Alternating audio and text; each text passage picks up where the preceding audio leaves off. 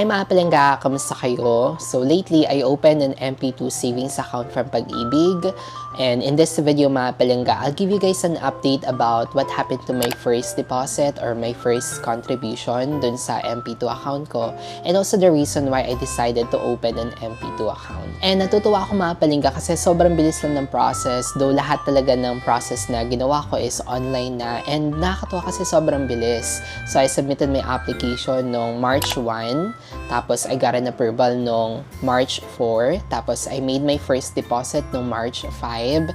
And today, March 8, nag-reflect na siya doon sa aking virtual Pag-ibig app tsaka sa aking virtual Pag-ibig online. So, nag-reflect na doon yung aking MP2 account and also, doon ka na mamamonitor yung mga contributions o mga deposits ko. Matagal ko na naririnig itong MP2 savings account na ino-offer ni Pag-ibig at matagal ko na rin binabalak talaga or itry itong MP2 account.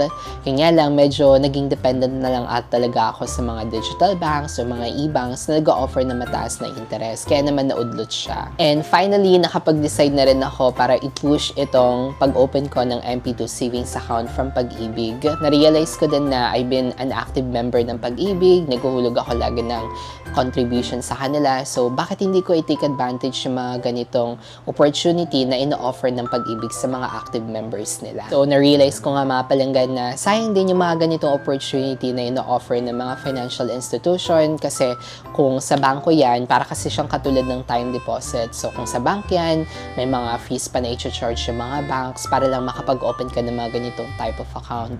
However, dito kay Pag-ibig, so libre lang yung pag-open ng MP2 savings account at yung fee lang na babayaran siguro is yung payment convenience fee every time na nagde-deposit tayo. Pero it's okay. So, sayang yung mga ganitong opportunity kaya naman, ayun, tinake advantage ko na talaga siya. And one of the most reason din mga palangga kung bakit pinush ko na itong MP2 savings account because of the high interest na ino-offer nito. So, I heard from the news na nasa more than 7% na yung return rate ni Pag-ibig for the last year of 2024. So, pero kung bumaba man siya, mas mga nasa siguro around 6 to 7% at mataas pa rin yun mga palangga. Kung i-confirm mo yung interest na yun sa mga interest na ino-offer ng bangko, so mas mataas pa rin itong interest na maibibigay ni MP2 or yung return rate na makukuha natin from MP2 savings account. Another one din mga palangga is tax-free pa siya. So mga interest na na-earn ko sa mga regular bank account ko o di kaya sa mga e-banks, every time na nag-earn ako ng interest, automatically nadidedakan na siya ng tax.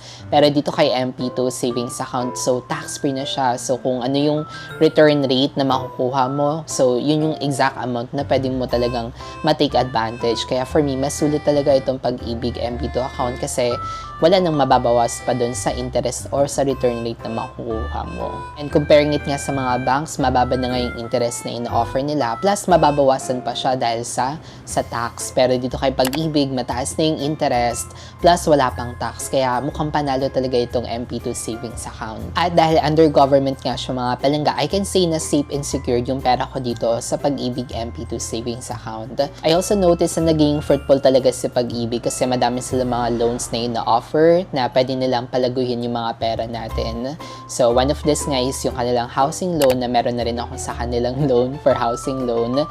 Plus, nag-offer pa sila ng mga other loans like calamity loan or multi-purpose loan. So, I can say na naging productive yung pera natin kay Pag-ibig. Kaya naman lumalago talaga siya. And that's the reason kung bakit mataas yung return rate nila. And during my enrollment nga mga palangga, ang napansin ko lang doon is wala ng option na 1 year. Yung option lang talaga doon is 5 years lang yung maturity date na pwedeng nating piliin. And para siyang time deposit mga palangga sa mga banks nga na meron siyang maturity date. So after 5 years, saka ko palang pwedeng ma-withdraw yung total savings ko na nailagay dito sa MP2 savings account. Para sa akin mga palangga, magandang opportunity na ito para matutunan natin yung kahalagahan ng pagsisave para sa future. So maybe in the next 5 years, magagamit natin yung ipon natin for future investment or para makapag-start mag-start tayo ng negosyo. So, isipin na lang natin yung magiging benefits nito for the next 5 years. Malay mo, itong savings mo pala kay Pag-ibig, after 5 years, magagamit mo pala siya para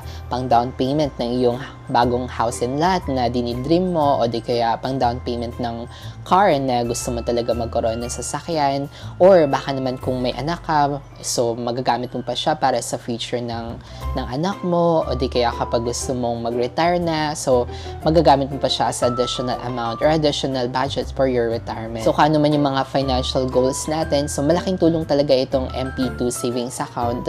So for me, isipin nyo na lang mga palanggan na this is something na mapapakinabangan nyo in the future or for your next future financial goals. Sabi ko nga kanina, kung nahihirapan tayo sa pagsasave, so magandang opportunity na ito para may madudukot tayo in the long run. So maybe in the future, diba, may kinakailangan talaga tayong gamitin. So we have something na madudukot or may makukuha after the next 5 years. Isa din sa mga na-realize ko din na hindi dapat laging spend lang ng spend yung ating atupagin. So the more na nakaka-receive pa tayo ng income, the more na naging stable pa yung ating mga finances. So let's take this opportunity na para i-enhance natin yung pagsisave. And speaking of spending so I realized na dumadami na rin yung mga credit cards ko. So ayoko mawala yung value ng pagsisave compare from spending lang ng spending. Dapat nababalance pa rin natin yung ating mga finances. Like nag-spend nga tayo na madami, dapat may something din tayong nai-save para in the future din naman, kasi tayo rin naman yung magbe-benefit. For me din mga palangga, if wala ka pang emergency funds, I don't recommend using this MP2 savings account like an emergency funds,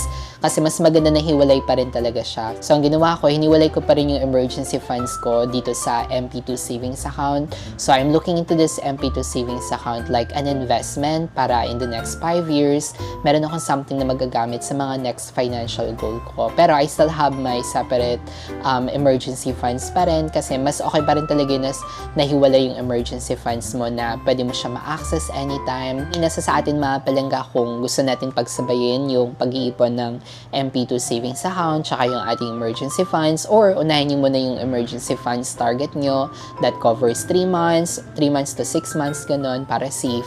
And then, pwede na kayo mag-enroll dito sa MP2 savings account. Or pwede nyo naman pagsabayan, like kalahati ng amount para sa emergency funds, kalahati ng amount para dito sa MP2 savings account. Pero hindi ko naman kayo pinipilit mga palangga para mag-open din kayo ng MP2 savings account. I'm just encouraging you lang talaga na kailangan dapat pagtuunan natin yung pagsisave compare from spending, para in the long run, may something tayong makukuha, kasi tayo din talaga yung magbe-benefit nito. At magandang opportunity nga itong MP2 savings account since mataas na kayang interest plus tax-free pa siya. So mukhang mag-grow naman talaga yung ating pera dito. And after 5 years, so maging kapakipakinabang talaga to sa atin. So that's it muna for today's video. I hope na na-encourage ko kayo mga palangga about the value and the importance of saving money. And please like and subscribe na din mga palangga if you haven't already for more contents like this.